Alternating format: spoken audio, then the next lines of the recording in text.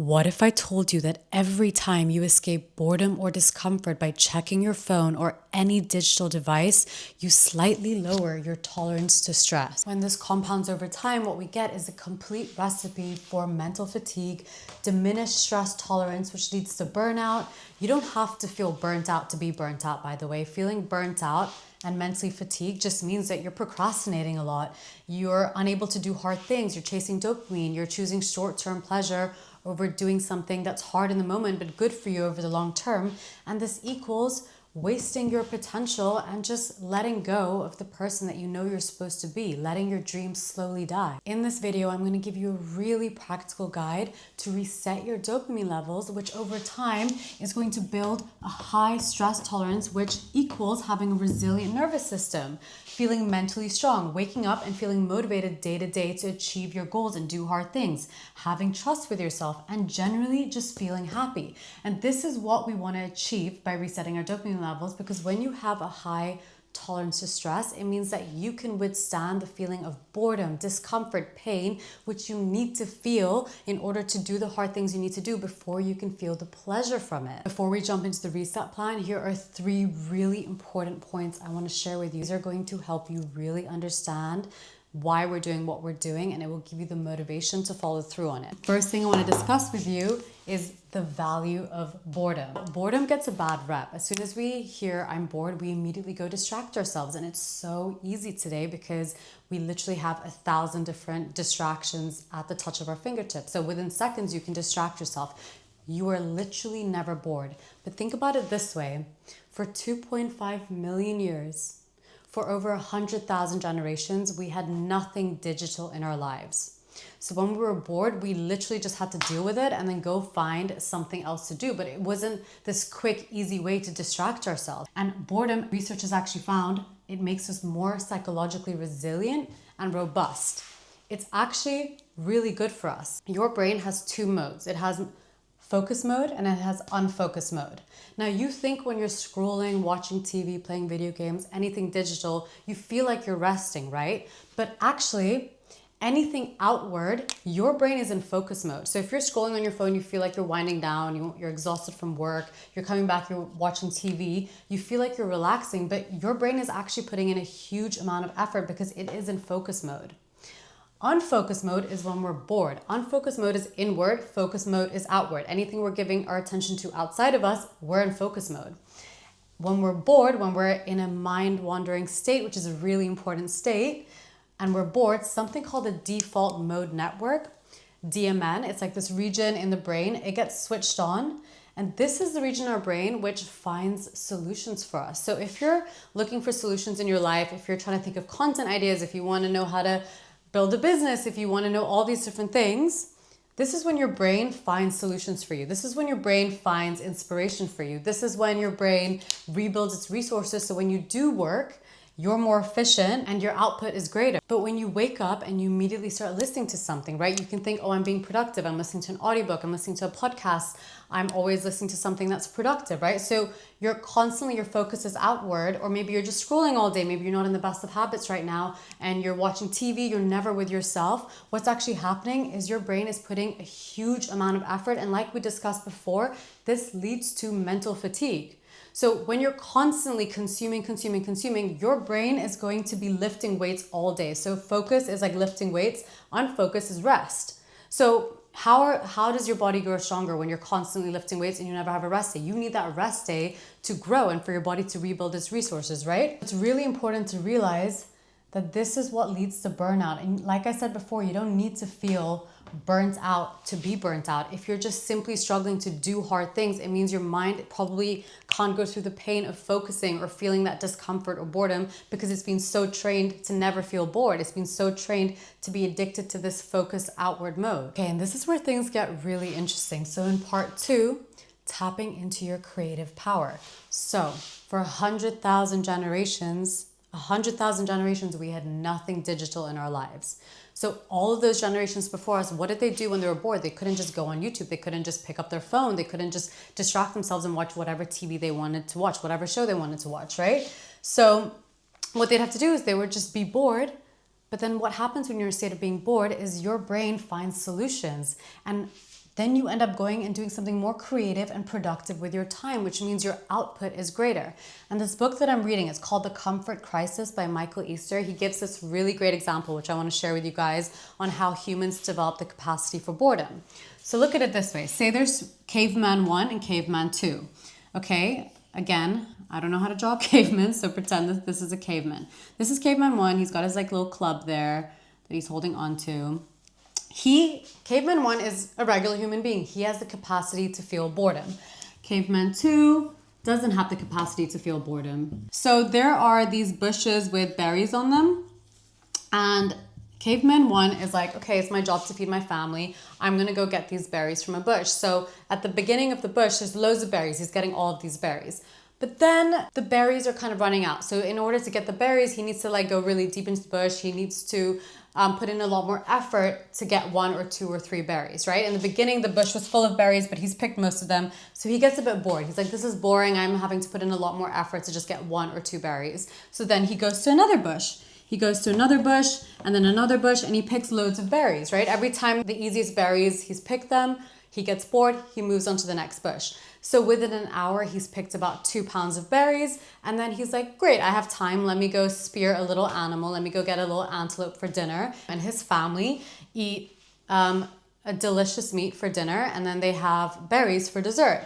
Now, caveman 2 doesn't have the capacity to feel boredom. So when he's picking all these berries in the bush, he doesn't get bored. He just keeps going. He keeps going and reaching out for like the last berries, putting in loads of effort to get the very last berry on this bush, even though it would be a much better use of his time if he went to another bush and got more berries, if he went and did something else with his time, right? So he goes home and his family literally just eat berries for dinner, and they have to ration the berries, and they're actually really hungry. And then when they go to bed at night, caveman 1, again, he gets bored because this is normal. This is our survival instinct. He's about to go to bed and he feels bored again. And so his mind starts wandering and he's thinking, like, what am I going to do with my day tomorrow? How can I get more food for my family tomorrow? What animal can I spear tomorrow? What area was looking good for me to explore tomorrow, right? So he's like, how can I be better for my family? He's trying to find solutions and inspiration. This is what the state of boredom brings us. It brings us creativity, it brings us inspiration, it brings us solutions for how we can be better. But the problem is, today we don't let ourselves feel bored. We don't let ourselves have mind-wandering thoughts. We don't let ourselves connect to ourselves, to our mind, to who we are as people. Caveman 2, he doesn't feel bored, so he's just going to go and do the same thing tomorrow. What is the outcome going to be? His family's probably not going to survive in evolution. They're probably going to die out because he doesn't feel bored, so he doesn't think, how can I be better? And finally, point 3 is embracing the present moment. So when we're constantly plugged in, we're really letting our life pass by us without even realizing, and we're constantly telling ourselves, no, I still have time, like I'll achieve my goals, it's fine, like I'm just delaying the process. The longer you wait, the harder it's going to get. And one of the easiest ways to not let life pass us by and make sure we're making full use of our life and full use of every single day is to start being grateful for the present moment and being grateful for the little things. And the thing is, when you're doing the same thing every day, say you're waking up, you're scrolling on your phone for hours every day, you're going to work and you're doing the same thing every day, you're listening to a podcast or music in your car, then you're coming home and you're watching TV every day, life goes by so much faster. What happens when you slow down, you're in the present moment, you're with your thoughts, you're trying out new things, you're challenging yourself, is life slows down, at least your perception of it, right? Like it's the same amount of time, but your perception of life is going to be a lot faster when you're in this rhythm of scrolling, watching TV, same thing every single day. You can't even face the discomfort of doing something new or just being with yourself. If, on the other hand, you can slow down, embrace the present moment more, be in a stillness walk, just sit with yourself, life will slow down. You will get more ideas and inspiration. Your brain will go, hey, remember when we were younger, we really wanted to do pottery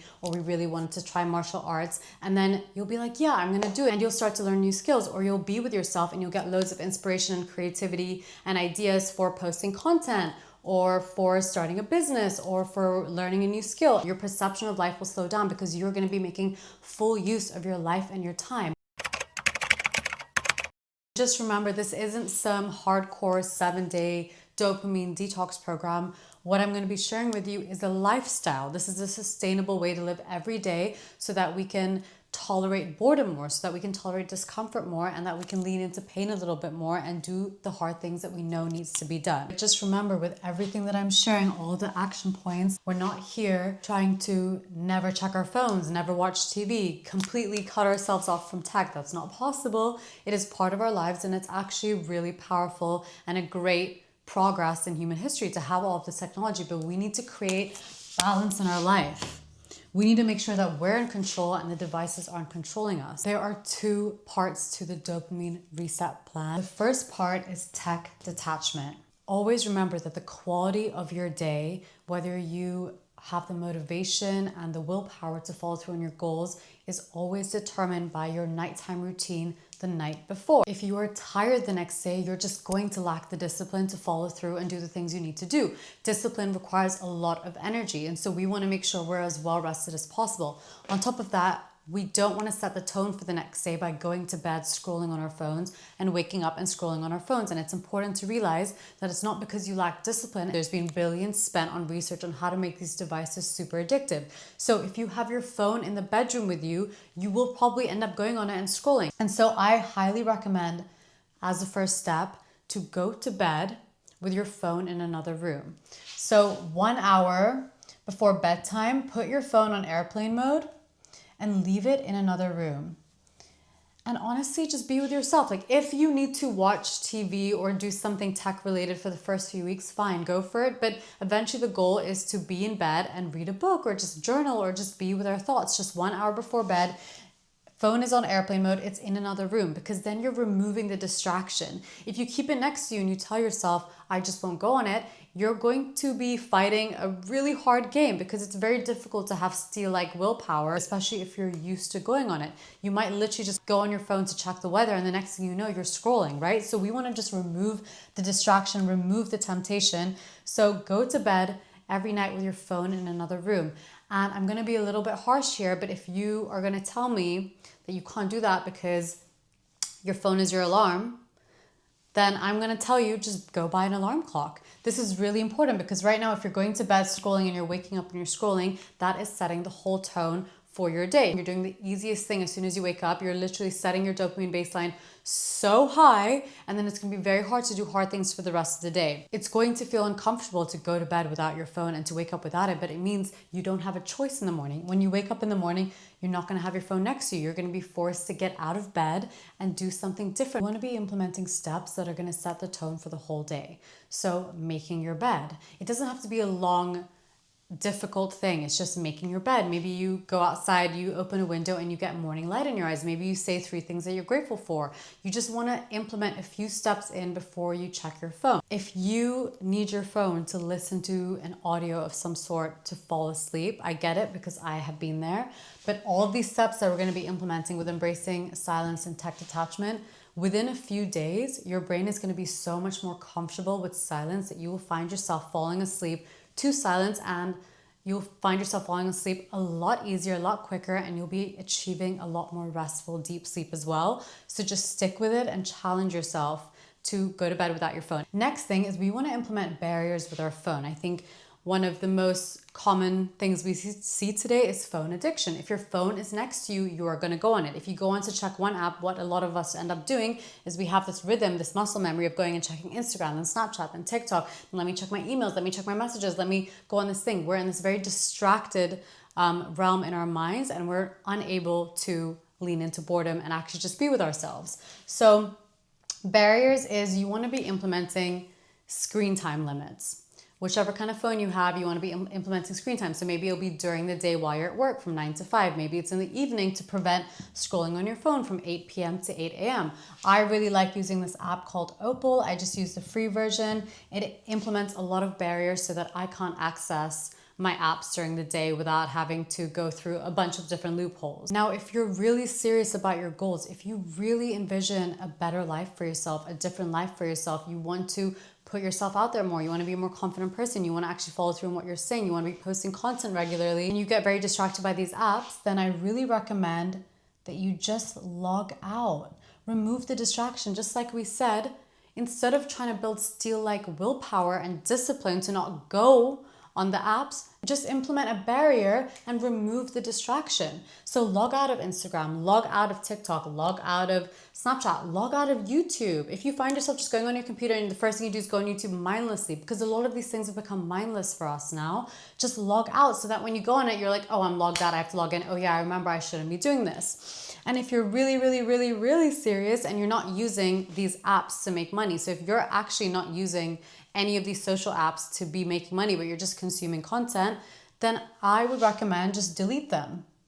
Delete them off your phone. Delete them during the week and maybe reinstall them at the weekends, or you can install them on your desktop, on your laptop. They're going to be a lot less addictive in those moments where you're picking it up 200 times a day if it's not on your phone. Step 5 is every day try to have at least 2 hours away from your phone. If it's safe to do so for you to just go on a long walk, then leave your phone at home. Otherwise, put it in a drawer. Again, if it's next to you, you will go on it. That's just the way we've been trained at this point. So remove the distraction, implement the barrier, and put your phone away. The easy option is to be constantly checking our phone and never being able to sit with ourselves, never being able to tap into our creative power, letting the present moment pass us by. We're not in control of our lives anymore. And remember, because the easy option is to pick up your phone, your brain will fight you on this. When you start implementing these things, you might be good for a couple of days and then your brain will trick you.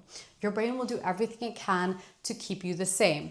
And so it's really important to remember your why. Get really in tune for why are you watching this video? You clearly are watching it because you have a dream, you're into self-improvement, you have this fire inside of you that's telling you you're meant for more, you're meant to be doing more. Like, that is your soul's purpose. Do not ignore that. A lot of people will go their whole lives ignoring that. If you have that voice inside of you saying, I want to be better, then listen to it. There's a reason why you're here. There's a reason you have that desire. You probably have a huge, amazing path ahead of you where you could be helping a lot of people. So remember your why. Remember the cost of not doing this. Okay, so if you don't change now, then nothing will change and your life could just pass you by in the same patterns 10, 20, 30 years from now. The longer you wait, the harder it's going to get. And for me, that was a huge motivator. I used to think to myself, the pain of not pursuing my dreams, the pain of not pursuing my goals was so great, knowing that one day I would have that regret. One day I could die, or even like tomorrow my life could end and I would know that I didn't take the risk. I didn't go after what I wanted. I didn't put myself out there. That pain of regret was so great for me that it motivated me to do the hard things every day. And so remember your why when your brain will trick you. And again, it's okay if you go through moments where days and weeks where you fall out of track, but it's always really important to bring yourself back. Keep bringing yourself back because it might not happen in a week or two, but if you continue to implement these things, you'll be a completely different person in a matter of years. And it's really important to remember that once you've built your new brain, so currently you have your old brain, this is your old brain.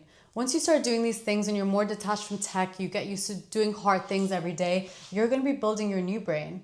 And it's not always going to feel hard. I just want you to remember that. Yeah, maybe it'll feel hard to go to bed without your phone one evening, but then you'll wake up and you'll be like, damn, that felt so good. I'm so proud of myself. That's you building your new brain. Eventually, once you've done enough reps for your new brain, you won't even want to scroll on your phone. I don't even want to scroll on my phone. And that's another thing, a no scrolling mindset. Like, you've got to implement the mindset, like scrolling should feel illegal. I don't know why we've made it so normal, right? It's the law of big numbers. Because everyone's doing it, suddenly it's normal. It's not normal. We should not be scrolling. It is not good for our brains. Literally, if you come back from a long day and you want 5-10 minutes max, okay, go for it. 5-10 minutes, right?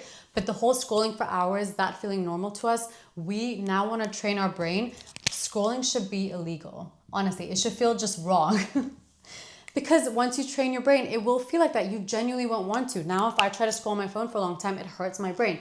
I enjoy a good 5-10 minutes here and there, but after that, I don't like the way it makes me feel. It really just does hurt my brain. And that's because I've trained my new brain to not like it. And that's what's gonna happen to you too. So remember, when you're doing these things, it's only gonna feel hard in the beginning. Once you've done enough reps, it's gonna feel good not to do those things. Final step is 1 evening a week, no tech. Just challenge yourself. Just 1 evening a week. Just challenge yourself. Can I just read a book this week? Can I journal? I think you might really surprise yourself because remember, as I keep saying, that if you can't go 1 evening a week, and we went 100,000 generations without any tech, so if you can't go 1 evening a week without any tech, then you're not in control of your own life. But imagine if you can prove to yourself and you do something really hard like that, then your brain suddenly will realize, actually, I can do really hard things. I can actually do things that feel very uncomfortable. And adopting that mindset is going to take you everywhere you want to go in life. Finally, embracing silence. So there is no point of doing all of these if we're not also doing all of this. And you don't have to do everything every day, but the whole point is to slowly get to the point where you are doing these every day, because this should be a lifestyle. But right now, if you're always plugged in, that was me for years. And coincidentally, or not so coincidentally, I was extremely stressed out and I was really struggling mentally and physically when I was constantly plugged in. And back then I didn't recognize the connection. The reason why I was so stressed out when I was constantly plugged in, and now it makes a lot of sense when I know these things, is the world right now is actually 4 times louder than it used to be. Especially if you're living in a city, it is so loud, and our brains and our ears, they haven't evolved quick enough to get used to this level of loudness. So back in the past, the way we evolved was if there was something loud, it signaled to our brains that it was danger, that our nervous systems would go into fight or flight, and we would think, oh my God, there's danger approaching, like whether it's nature and the weather, or an animal or another tribe or something coming to attack you, right? Or to steal your resources. So it's actually very calming for the nervous system to sit in silence. In the first few minutes, your brain, your old brain, might trick you into thinking it's really uncomfortable. If you stick with it, you will feel really good. You will really enjoy the silence, and you'll really enjoy how you feel when you do the rest of these. Other ways we're going to incorporate silence into our day is having 1 meal a day in silence and being really present with that meal, saying why we're grateful for the meal, just being generally really grateful for the food. Another thing is 1 walk in silence. This doesn't need to be a 30-minute or 1 hour walk. If you're literally walking to the gym 10 minutes, or you're walking to the supermarket 5-10 minutes, just don't listen to anything. Just be present with yourself, be present on the walk. Another thing is 1 chore a day in silence. If this is feeling easy to you, this list, then do 2 to 3 of each one. The whole point is we want it to feel uncomfortable. So if this isn't feeling uncomfortable, then you know you can add a little bit more. You can challenge yourself a little bit more. 1 chore in silence: cooking, cleaning, something where you usually have something playing on in the background. Can you just do it in silence this time?